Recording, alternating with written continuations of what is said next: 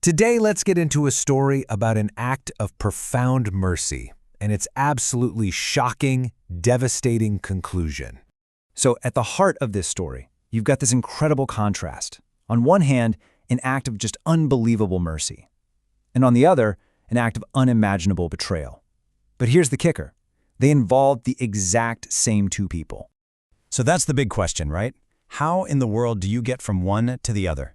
What connects a moment of pure grace with an act of such brutality? Let's unpack this. All right, so our story kicks off in the holy city of Makkah, and it starts with this bizarre, miraculous event, a kind of divine punishment that nobody knew how to handle. Just try to picture this. It's during the sacred circling of the Kaaba, a deeply holy ritual, and in that moment, a man commits a transgression. He puts his hand on a woman's arm, and then, instantly, something impossible happens. His hand is just fused to her, stuck. And I love the way the source material phrases this. It's so direct. It doesn't just say they were stuck. It says, God glued his hand to the woman's arm.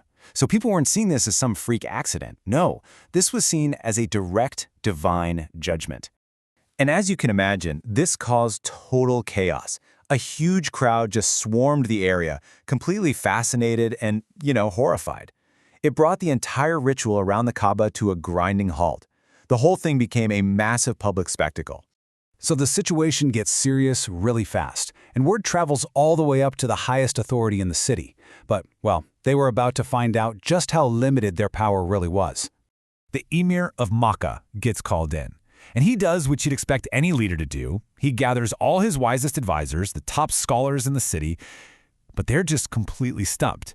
They look at this, and they have absolutely no earthly solution for what they see as a divine problem. They've got nothing. And this is where you can really feel the desperation. When all the books and all the worldly knowledge fail, the emir asks this one crucial question. He's not looking for a scholar anymore. He's looking for a different kind of authority, a spiritual one. And the answer he gets? Well, it changes everything. Someone says, yes, Husayn Ibn Ali is here, the grandson of the Prophet. The one person who might just have an answer to this impossible situation had arrived. And this brings us to the moment of intervention. And it's not about force, it's not about law, it's about something else entirely. It's about a powerful spiritual mercy. So that night, Imam Husayn is brought in. And he doesn't start debating or consulting books. The first thing he does is turn towards the Kaaba and he prays. Then, with total calm, he walks right over to the man and woman and just separates them. The hand comes free, just like that. So how did he do that? The source tells us it was done by the power of his imamat.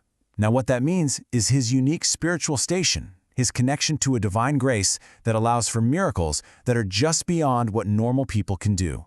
So the crisis is over, and the emir, he's relieved, but he's also a man of law. So he turns to the imam and asks the obvious question.